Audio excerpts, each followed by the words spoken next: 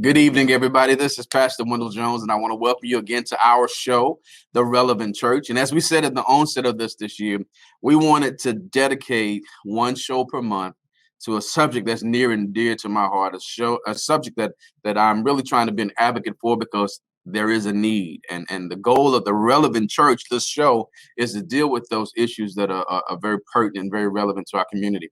And so that subject matter is mental health. And so tonight, we're going to talk about a subject that should matter to all of us in the community because we should all love the women in our community. And so tonight, we're going to talk about mental health and the Black woman. And so get this, we got a wonderful, wonderful panel tonight. Three young ladies that I have a tremendous respect for. They are incredibly knowledgeable in this field.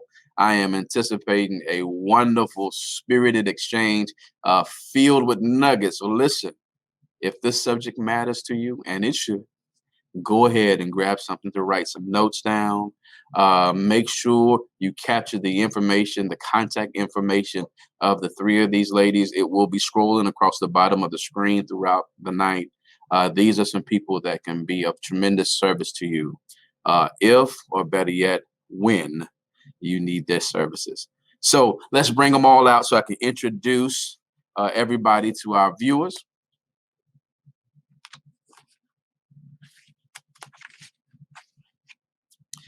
And ladies, make sure you wave at the camera when I talk about you so everybody can see you. The first person I want to introduce you to is Miss Shamika Argo.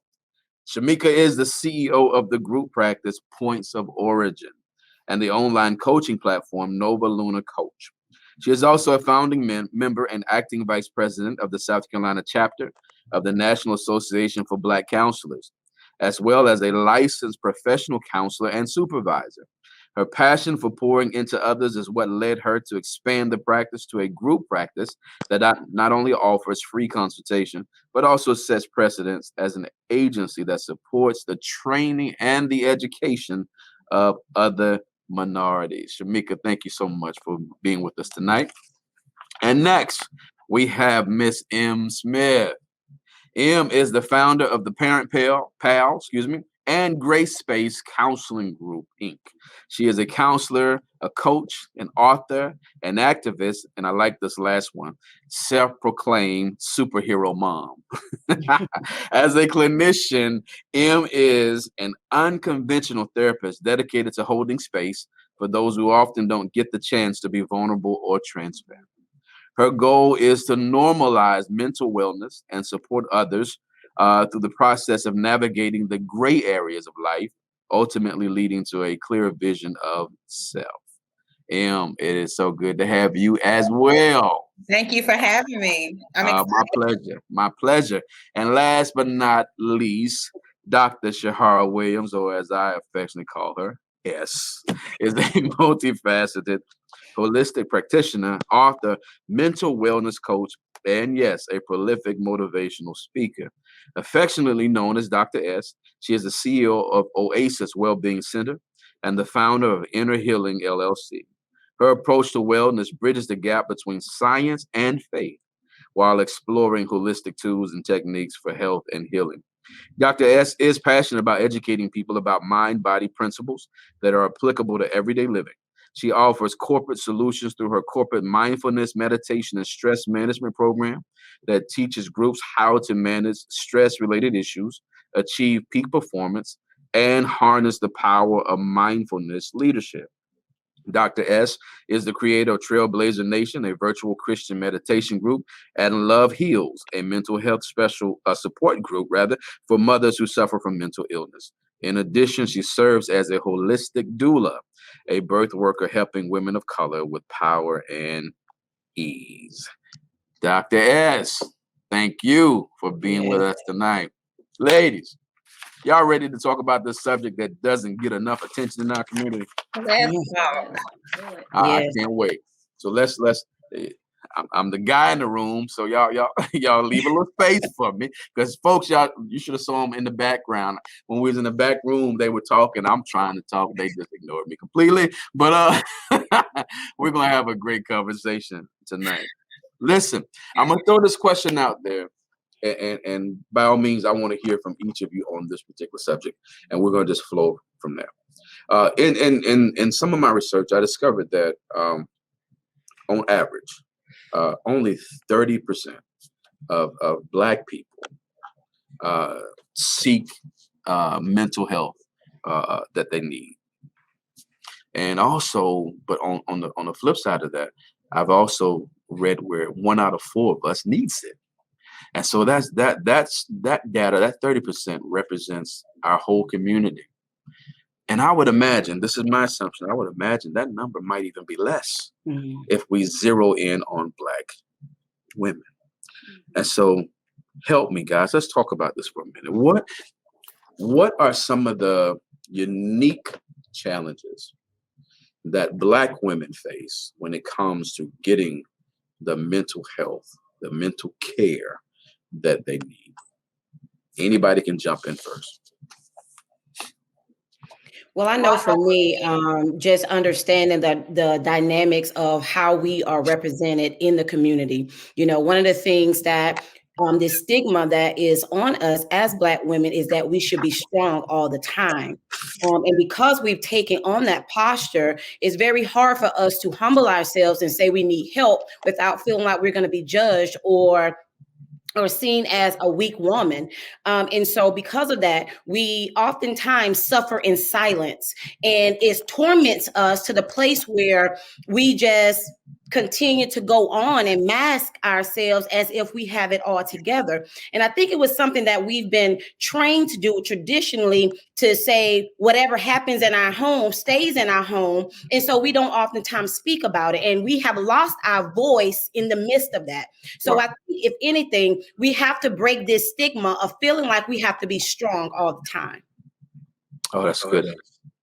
Shamika, M? I agree. I think a lot of it has to do with labels and expectations. Even when you look at, your role in the family, if you look at your siblings, everybody has something that they're good at and they're expected to do that. And a lot of times nothing else. So when you think about a woman, whether she's a mother or a wife or none of those, she has labels and expectations. And she's having to push out of those, barriers and boxes as well. And so one of the issues is, if somebody is telling you that this is who you are, it's going to be a challenge to be who you actually are if you're steady listening to the people that are around you and you don't have the support to simply be an individual. Yeah, and I agree with both the ladies, what the ladies just said. Definitely, what came to mind when you asked that question was something called Superwoman schema, right? So we are trained, as Dr. S and both Shamika have alluded to, we have been trained to suppress. It's just what we're taught. We suppress. If we feel a certain way, we got to put on our big girl pants and keep it moving. But I also want to go a little bit deeper. It's in our DNA to struggle, right? It's in our DNA. It's natural for us. So we also feel like if we're not struggling, then we're not okay, right? So I think part of the reason why we're not seeking mental health is because we don't know we need it. Oh, wow. Struggle has become our norm. Oh, that's good. Yeah. One of the things I was thinking about as well, when you think about again, regardless of where they are in their family system, we lack exposure. We have a horrible view of the world because it's so narrow. If we take ourselves out of our own space and look at other cultures, look at other families, other places, even down to their cuisine, we will have a wider view to really see that this thing that we're calling this, there's really more to it. That's not all there is to be happy or to struggle. There's a lot more to life than just this one thing. By just looking at different cultures and having exposure, we can find those beauties. Right. And if we even look at a lot of the traumas that we've experienced in life and our mothers have experienced, a lot of that has been passed down. And so, mentorship really became more prevalent more, in the earlier times. And back then, our mentors and the people we pattern ourselves after was our parents, was especially as a woman, my mother. And so if my mother was traumatized and, she did the best she could with what she was working with, a lot of her maybe now we deem as toxic behaviors, you patting yourself out of that because you feel that that's norm because that's what she did and because that's what her mother did. And so now we have a generational thing. Mm-hmm. And then we're kept so close to our families because, you think about trauma. A lot of African American women have been raped and molested. So they don't let their children go anywhere. Mm. So that goes back to your exposure issue. Yeah. The dynamics of fear that's imposed upon our Black women from society and from within our own community. Yeah. But you guys, man, y'all, I'm trying to keep up. Y'all dropped a lot on me. And because I had wrote down in my notes something that you mentioned that I wanted to talk with you guys about. So I started smiling when I heard you say it. I wrote it down a little differently than what you said, Em. I wrote down the strong Black woman syndrome. And there are some positives that come out of that, clearly, because it allows you all to push your way through some societal issues such as discrimination, some things that you just got to contend with. But as I was reading about it, the negative side of it is that they compared it to an engine that's always running. It's good at first, but an engine that always runs eventually burns itself out.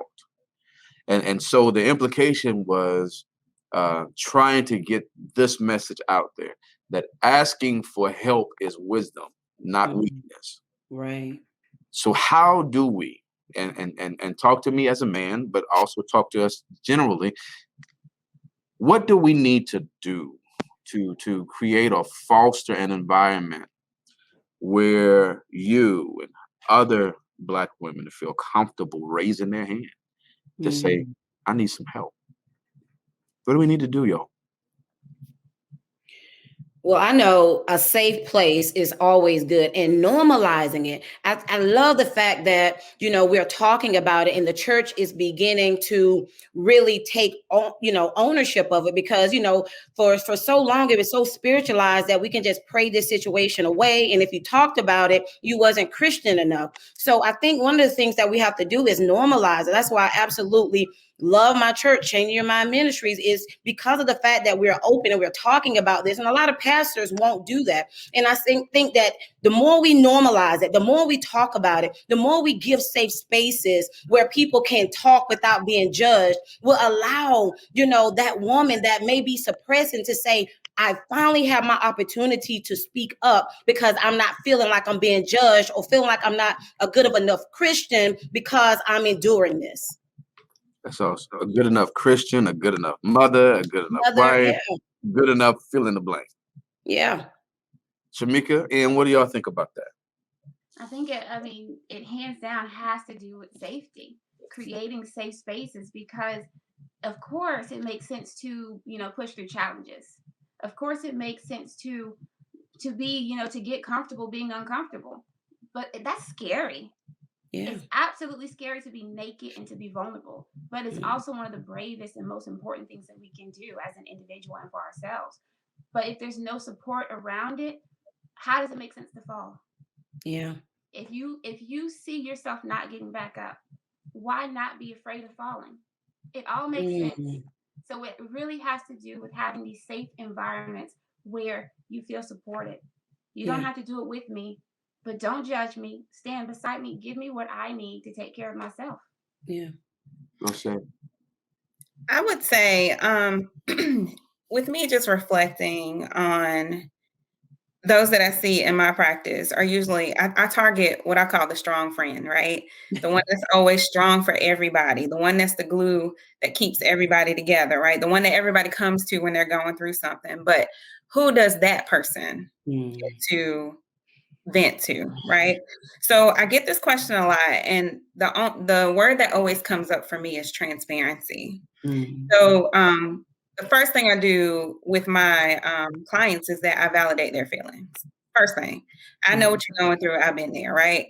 And then transparency will allow for that safe space that both Dr. S and Shamika are speaking of.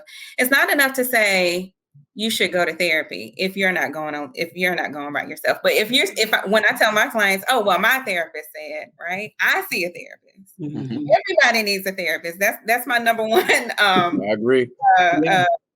If I had a banner above my head, that's what it would be. Everybody needs a therapist. We all go through things. So I think just being transparent and allowing for people to share what they're going through and explaining that you've once been there too. I think that's what's going to foster that environment that you speak of. Yeah. And one of the things I say is, transparency equals transformation. The more we can allow a person to be transparent, the more you can allow a transformation to happen. Because the more we suppress, the more we have these ideas in our head and these, I guess these emotions that feeling like, oh, nobody can relate to what I'm going through. But the more you can allow your story, for you to own your story and understanding that it's your story, the more you allow yourself to be transparent, the more you're going to transform, but you're also going to allow someone else to feel comfortable with sharing as well.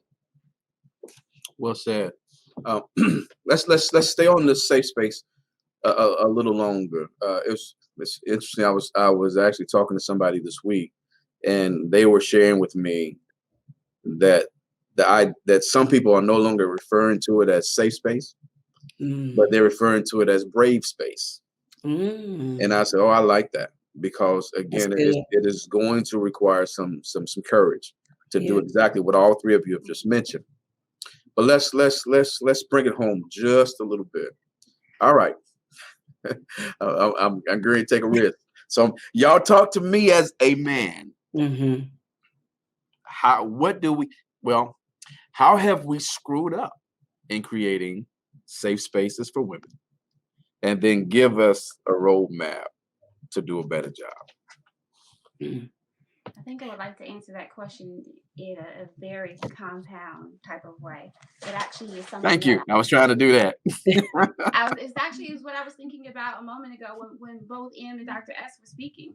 It's really about projection, making sure that you are aware of your own like buttons and spaces where you are afraid, and being vulnerable in such a way that you can not only respect your journey as your journey and communicate it as such, but also the other person's journey, so that you're not projecting your journey onto them as if you know what their journey is supposed to look like or be like because of how yours was. So being able to just have that open ground where there's no enmeshment of journeys. My journey is my journey, and it's independent of yours, and I will respect that, and I also ask that you respect mine. Yeah, that's good. And one of my biggest thing is we have to listen. Sometimes we listen to respond rather than listen to really show empathy, to really hear what that person is saying. And I think that's really big. I know just dealing with mental illness, sometimes you just want to be heard, not even saying you have the answer. You may not even have the answer, but just listen. And there's a difference between hearing and listening. And listen means I have your undivided attention. And so as I'm sharing, I'm not always looking for an answer. And listening to what I'm saying, and also having the discernment to hear what I'm not saying, so that you can guard yourself accordingly. And just sometimes it's just showing empathy and not being judgmental or making this person feel that they are crazy because they're having these feelings or these thoughts. So just being, showing empathy and listening is a big factor. And if I were to add to that, both of everything that they said, yes to all of that. But being married for almost 18 years now, one of the things that I think I have gathered wisdom is that, first of all, it's reciprocal. You said, what have men done? What have men screwed up for Black women as far as it relates to creating that safe space? But it's vice versa. And I think it's all about perspective, because even though I am Black, right? I'm not a Black man. Even though my husband is a Black man, he's not a Black woman. So his experience in corporate America is not going to be the same as mine. And all of the above. So one thing that I would have to add would be perspective. Just try to have an open perspective, and alluding back to what Shamika said, my perception is my reality, right? So not necessarily always offering advice, but like Dr. S alluded to, just listening. Yeah. And providing space to do that, just to listen. Yeah. And I just know as a woman, just to know that you're being heard, one of the most powerful things that we can do is say, I see you and I'm listening to you. And that really changed the dynamics. We oftentimes, men sometimes allude that we always want them to solve things because naturally as a man, you want to solve the problem. And that's not what we always want. Sometimes we just want to rest in knowing that you're listening and that you're supporting, and that if I sign up for therapy, that you have my back, and that we can create a sense of peace in our home and not throw up the fact that, oh, you're going to therapy, not using that as something to be against us, but making sure that you're supportive all the way around. And sometimes that's just showing up. And that's why I was going to say, that's why I like questions. What is it you need from me right now? How can I help you? How can I support you? What's going on with you? And respecting their answer. And as a therapist, I don't give up at 1 or 2. I push 3 times. And I need for you to communicate to me that this is uncomfortable for you. And if you do that, okay, I'm going to ask another question. But I will also tell them, I'm going to ask you one more question. I will validate their feelings in that moment. And so when you talk about relationships, between Black women and Black men, sometimes it's okay, babe. What is it you need from me right now? Do you need me to be your friend? You need for me to be your husband? Do you need for me to be your provider, your protector? What is it you need from me right now? You tell me, and that's what you get. Right. And then also validating like your point and your role in the relationship. This is who I am, and this is what I'm working with. And again, not meshing those at the same time. So that goes to respecting the other person's role and how they're showing up, like in corporate America, and just being able to be mindful of that without the feelings. Yeah. People have their own feelings, but as soon as the feelings get, start getting kicked up, we start to behave a little reckless. So if you're mindful of your feelings in the moment, even when we're having these conversations with our spouse, you can simply say, hey, these are my feelings. I'm trying to be respectful of yours. But listen, I'm a little hurt right now, or I feel the need to go and do this. If that's not what you need, I can give you a little bit. But please understand and respect that this is how I feel the need to respond in this particular moment. Yeah. So really, and that's why asking questions and being, sitting in your own moment and being honest and open about that. Yeah. Go ahead, Ash. Yeah, I was saying that's why it's so important for us as women to have our voice, because a lot of times we want others to make assumptions about what we need, and we have to be able to verbalize what we need, because the frustration comes in because we don't know, they don't know, so everybody is chaotic and nobody is solving anything. But so that's why our voice needs to be heard. We can no longer suppress. We have to state specifically what we need and not just take what someone is trying to give us. Absolutely. Well said. Well said. Because I think of conversations that I have with men concerning you all, and they are. Why are you laughing, Ass? Walk lightly. Lightly, sir. See, that's what we talk about, stuff like that. But oftentimes it appears to be romanticized that we should just know. That we should just know. And what we've experienced from women, the dynamics of a woman is that what you knew last week may not be true this week. Period. And so I would see brothers go, whatever. I'll provide, I'll come home. I'm just not going to deal with that emotional part because you're not giving me enough. How can we meet somewhere in the middle in terms of our awareness of each other? In terms of, I think it was you that said that, yeah, we want to fix it. We do. It is our inclination to fix it because we think fixing makes you happy. And so somehow we have to meet somewhere in a workable middle. What's that workable middle? It was actually Dr. S that said that men want to fix it, but I think that's the issue. Just going back to what we just stated, the last question, really it's all about just providing space for me to come and dump everything, the world, parenting duties, whatever whatever it may be, just a dumping ground to just vent and get it all out and listen. I think that's the middle ground. I don't need you to fix it. I don't need you to tell me what I need to do, what I should do, how I should have done it. I think it's just a matter of the intimacy that's shared in relationship is that I can be completely vulnerable with you and naked. I mean, okay, in the you know what I mean, but emotionally naked, vulnerable, completely vulnerable, verbally naked. Yeah. verbally naked. Thank you, Pastor. Lord have mercy. Yeah. But yes, be completely vulnerable with you. That's what I mean by that. So just give me that space to do that, and with no expectations. I agree. I think I really want to just sum that up in actually creating an intimate partnership. I really think that that's really the only answer, if you ask me. Because if you really think about it, that's where all of this vulnerability, you know, being able to be vulnerable in your relationship comes from, is to actually have a partnership. And it's not one where, is this person who I think he is? No, you know who they are because you took the time and created that intimate partnership. And then that's when you have that beautiful space to ask those questions, to be vulnerable, to, you know, tell them, hey, this is what I need, and not be dancing all over your emotions. Yeah. In creating an intimate partnership. Yeah. It's very interesting you said that, because if you saw my show last month, we did Black men and mental health. And one of the things that came up was Black men's fear of being vulnerable with you. Because there is maybe a perceived stigma. I'm not so sure it's perceived. I think it's pretty prevalent that a man's vulnerability is a sign of weakness to you. And so in general, not all, in general, and that's a perception that's pretty prevalent amongst Black men. But I think it also creates a difficulty in giving it to you if he's programmed that he can't participate, so he doesn't know how to be a facilitator.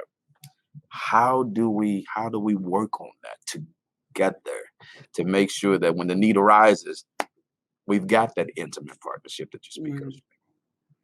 And one of the things that I can just personally say from having, you know, two failed marriages, if you will, the lesson that I've learned from that is to take away that, you know, sometimes, and I think this is one of your teaching, Pastor, that sometimes we don't have the capacity. And so that's why it's so important for each person to have their own therapist, and then maybe doing one collectively. Because if you have a wife that is, or a husband that has a lot going on, you know, sometimes it can get heavy, and out of frustration, you know, it may cause you to respond in different ways. And so as much as we want to be vulnerable with each other, we also have to realize that sometimes the weightiness of what comes with us, especially as Black women, a lot of us, like Shamika said, we've been traumatized. There's a lot has been going on. Maybe that man doesn't have that capacity to really understand or take that. And if we haven't healed from it, it becomes an ongoing cycle of you repeating the same thing over and over again. And after a while, they get irritated. And so vice versa. So it's very important that we understand that we are together, but we also are individual people with our own baggage.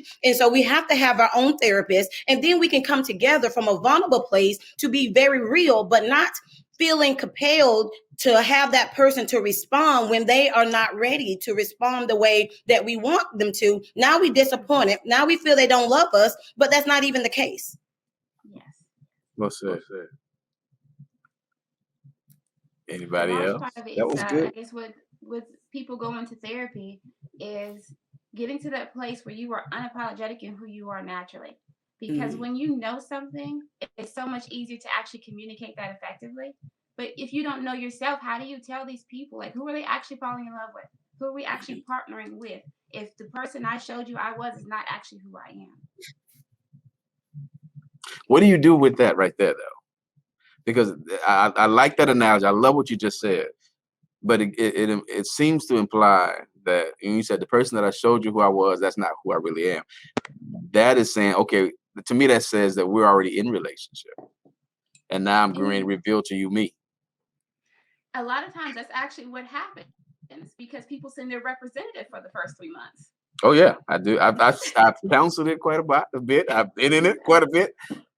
How do we fix that? Is it fixable? What do you do with that?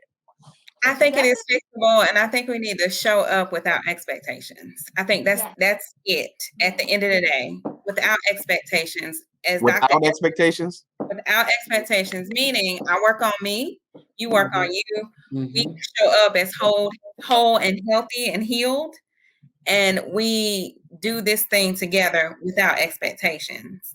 That's my take on it. Because oftentimes we as women, since this, segment definitely about Black women, I'm just speaking personally, sometimes we show up in relationships broken. We already, we're looking for that man to be something that, he shouldn't have to be to us. We should think enough of ourselves. That's why therapy is so important for us to be able to hash things out. We can go and we can smile and we can show up, but in the inner person, that if that inner healing is not there, it's going to surface. And so we really have to make sure, why do we want to get in relationship? What am I looking for this man to do for me, or this woman to do for me? And is it something that I naturally need to do for myself by seeking out professional help? So when we do get together, we can really live a life that's whole, complete, and lacking nothing. True story. And we definitely, With a little head twist to can it. and should expect to continue to grow together. But it's so much easier to have, that space if you start on a solid foundation with the individual. It's important that people remain individuals. Right. When they partner with someone, but that's actually something that is lost in more relationships than you can really think of. They partner and then they lose themselves. So who are they in love with at this point? Who am I really with?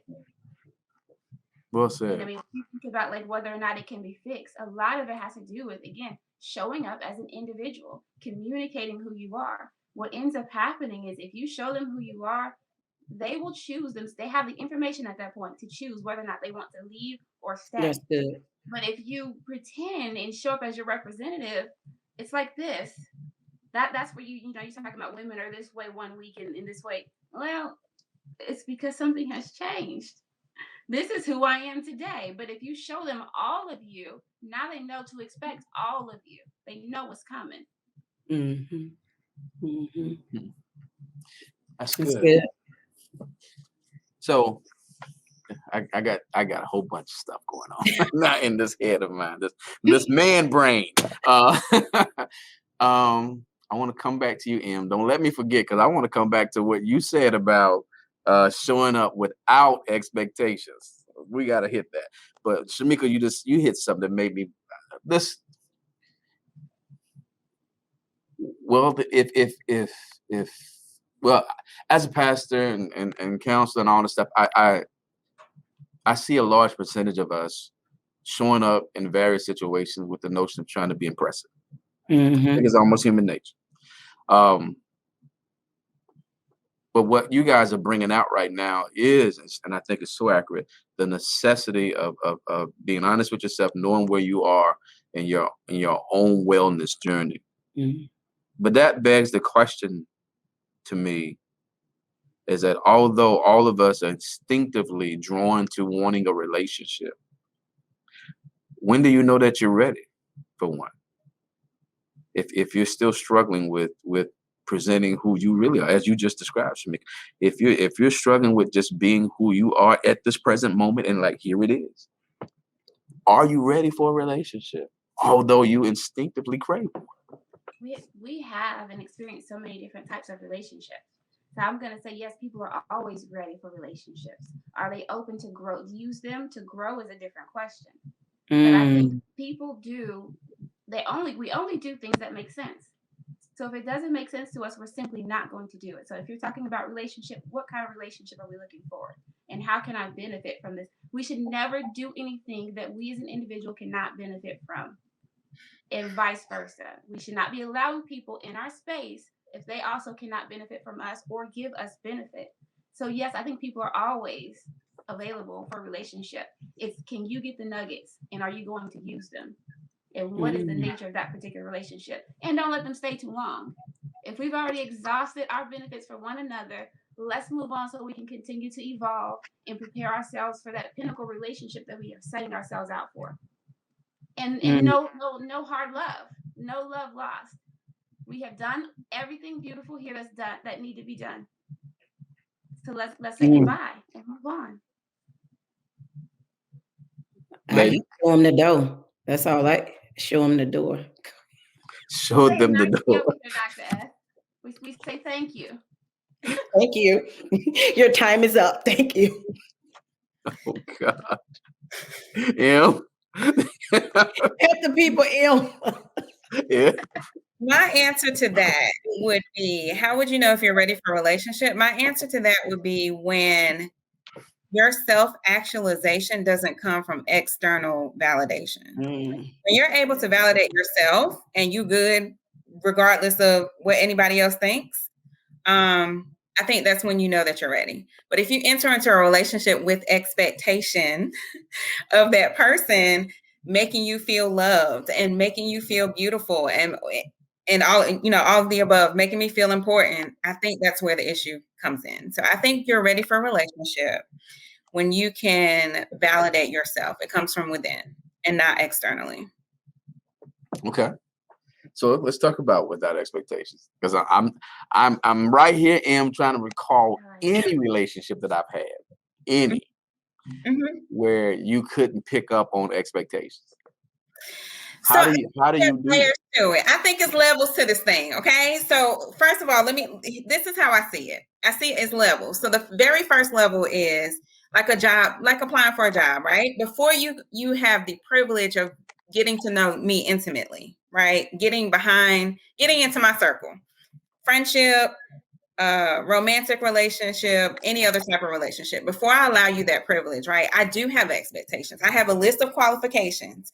Do you hit these lists of qualifications, right? If you do, then I might interview you, right? You don't let everybody into your intimate space. It goes back to what Shamika just said.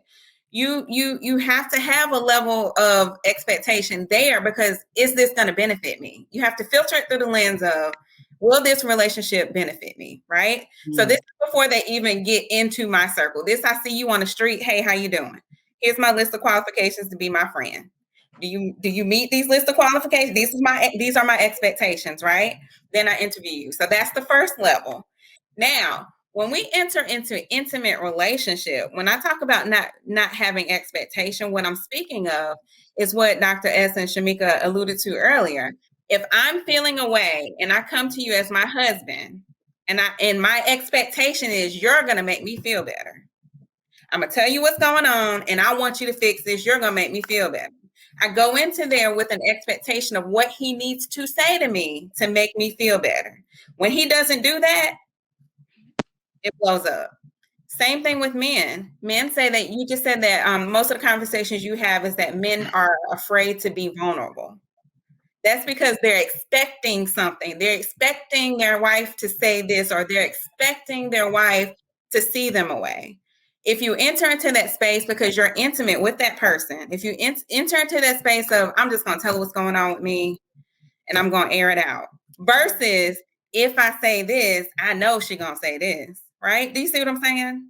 I think it's layers to it. You sort of, because we're having that man-woman clash right now. Okay. we really are. I'm listening to you, but we're having that man-woman clash right now because you said no expectation, and I heard no expectation, and then listening to you, like, no, there are expectations. Just don't have these expectations, but it's okay to have these expectations. I think the indicator is it an intimate relationship? Intimate as in a deep relationship, whether it be friendship, maternal, paternal, any type of intimate relationship. I think that's the indicator there. I think that's what I'm trying to say. Ladies, help me out. I guess what I heard, though, even in that, there are some expectations, though, because what I'm learning from you, there's the expectation of don't try to fix. The expectation, don't try to fix. Expectation, learn how to just listen. And you don't have to fix it. And so that, is that an expectation, though? I'm letting you know from a male perspective, absolutely. Because if my nature is to fix. I've got to regulate that now with the expectation that you don't want me to come in and fix it. And so now I've got to recondition myself. Shut up, man. Just listen. Because instinctively my mind starts working like this, like, well, we can fix this with this and this and this and this, and you're ready to present your offering. And so now I'm learning that to meet you in the middle, first of all, I got to figure out if you want a solution. Right. I got to figure out, do I initiate this, as Shamika said, by asking questions, or can I expect you to show up and go, listen, I don't want you to fix it. I just need you to hear me. We have to figure those dynamics out too. But there seems to be some that it feels over here in this male brain that there's some expectations. And see, in my female brain, to me, that's not an expectation. I think. Go ahead, Shamika. I honestly think a large part of what M's trying to touch on is the fact that we function based on our past experiences. And so when she's talking about no expectations, she's talking about don't bring that baggage in here. Let's sit here in the moment and be present, and let's figure it out together. Check what you have, bring it because it's part of you, but it's not going. Let's not allow it to rule this moment. Let's sit in the moment and figure out what we need to do. Don't think you know what I'm going to say. Don't think you know how I'm going to feel. Let's just figure it out in this moment.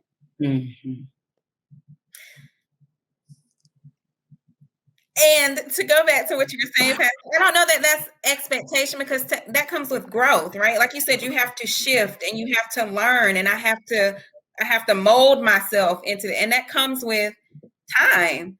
So I can't enter into a relationship and say, I expect you to do this every time. No, but as we grow, I guess my expectation, if you want to put it that way, is that we learn from each situation. And you change as I tell you what my needs are, right? But I don't think, I don't know. I guess it's a word thing for me. And I think what I'm hearing is effective communication.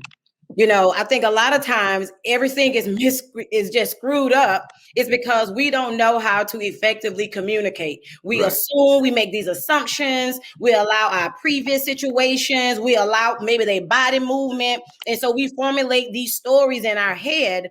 And so how are we going to really come to a dynamic to where we can be vulnerable is to learn how to communicate, learn that person's language, right? Because your way of communicating or your way of, honoring me may not be what I receive. Right. So I think it's just communication is where we oftentimes get the disconnect, because really, if we be honest, we haven't been taught how to effectively communicate. But we know how to assume and we know how to think or, all these other things. But we got to open up our mouth and we got to learn how to better communicate. Absolutely. And be okay with fumbling our way through it, like we're doing right now, live. but still with the same objective of trying to find a meeting place. Yeah. And I think even like now, I think we just actually demonstrated what can happen. You can get hung up on semantics. You can get hung up on semantics and lose the goal. And try to figure out how to acknowledge each person's point of view. Yeah. That even with all that you guys said, it still feels like an expectation for a man. It does. But even though it almost feels like you think that feels negative. It's not negative over here. It's a search for clarity. What do you need? Because if I know what you need, my brain said, this is what you're expecting in this moment. Tell me what you need, and I got you. And so I think that's sometimes the difficulty for men. And we see the dynamics in our community as that is working too, is that I do want to please you, but I want a little clarity. And I think sometimes men want science and sometimes women want art. Yeah. I need this formula to work. Be like, no, I need you to flow. Right. And so you got to somehow mesh the two. Does that make sense? It does. Here's a shameless plug. Everything in life is not black and white. There's always some gray space. That's good. I like that, M. Yeah. Let me see what else. And I appreciate how this took an organic role. It went a direction I really didn't anticipate, but I think it went a great direction. If I can, Pastor, one Yes. thing that Dr. S said way early in the show, she was talking about not judging me in a relationship if I am in therapy. I think Yeah. it's very important that everybody knows that therapy is not, I think in the Black community, as it relates to the stigma, we have in our mind what therapy is. It's only for those who are suffering from mental illness. It's come and lay on my couch, let me diagnose you and let me tell you what's wrong with you. Mhm. But it's so not that. It's exactly what we just talked about today. It's a safe space for you to unpack. That's all therapy is. It is a safe space for you to unpack. Now, as clinicians, yes, we are going to assess. Yes, we are going to diagnose in our head, right? Mhm. But it's really just a safe space for you to unpack. Yeah. It's not what we think it is in the Black community. And that's why that relationship with the therapist is so important, because you have to feel, safe. You have to feel like you can trust this person. You have to feel like you're not going to be judged. And another, major thing is they have to feel like we're human also. Yeah. If they feel like we're way up here, it takes so much longer for them to actually come and be vulnerable and open to where that growth space can happen. Right. We're gonna go a little bit over our time, Tina, just because they made me think of something that I've read about. One of the things I read about that I thought was pretty fascinating. It applies to our community at large, but I think specifically to Black women. That I read where there is a lack of evidence-based medication, therapy, psychotherapy, because there just hadn't been enough investment in our community. And then certainly if there's not enough investment in our community, there's not enough investment to drill down to specifically focus on those unique things that happen to Black women. And so that's what we're dealing with right now. How do we take initiative ourselves instead of waiting for it to be top down, industry driven? What do we do? Because the issue is now. Yeah. The issue is now. We can't wait. How do we take the ball ourselves and run with it to make sure? Is it that we need more M's, more S's, more Shamikas, more Black women in the profession who can relate to the background and history and the struggles of Black women? Is that what we need? And, being a research person myself and understanding the research and the statistics that's behind it, I think one of the things that we have to do as a community is not be afraid to get our hands dirty. What do I mean? That means that not be afraid to, sit at the table and voice this, and not that you are being,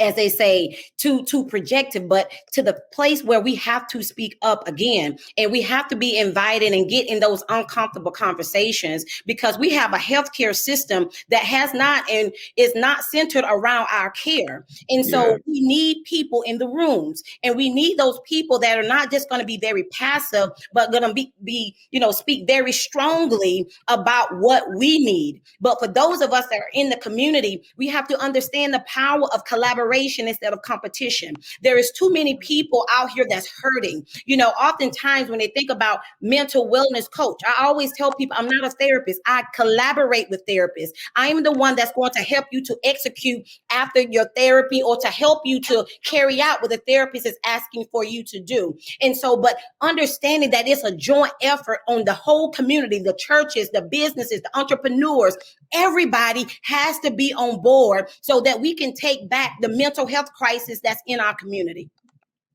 Awesome. Shamika, Em, y'all have something to say on that particular topic? What you're saying and asking about now is actually the goal for the National Association for Black Counselors. So it's in the works. It's being worked on. Definitely being worked on. Awesome. Em? Cultural competency is definitely Something that's being talked about now in the profession, which is great, but it all boils down to, like you said, somebody being able to relate to the struggles that Black people of color experience as a whole, and representation at the table. Yeah. I think Dr. S and Shamika have definitely hit on that. So. Yeah. Outstanding. Well, guys, we are out of time. I hate that we're out of time. I have some more I want to talk about. But this has been great. We got to do this again. Are y'all okay with doing this again? Yes. Because we just barely scratched the surface. And but I do appreciate you guys bringing all your wisdom to the table. We got to get good at this, y'all. Yeah. We've got to get good at this. And as you're right, this needs to be a collaborative effort. Yeah. But I also believe that before it can be a collaborative effort, we have to, as a community, admit that it's an issue. Right. We've been through enough, Yes. you know, and we don't have to be super strong all the time. We've been through 400 years of inherited stuff that we're still trying to fight our way through. Yeah. Right. So if there's ever a group of people who are in need of this service, it's us. And we have to be okay with that. To me, it proves our strength and not our weakness. Yes. Ladies, thank you. Team's going to take y'all backstage. I'm going to close out, then I'll be back there to talk to you. Great combo, ladies. Pastor. Thank you.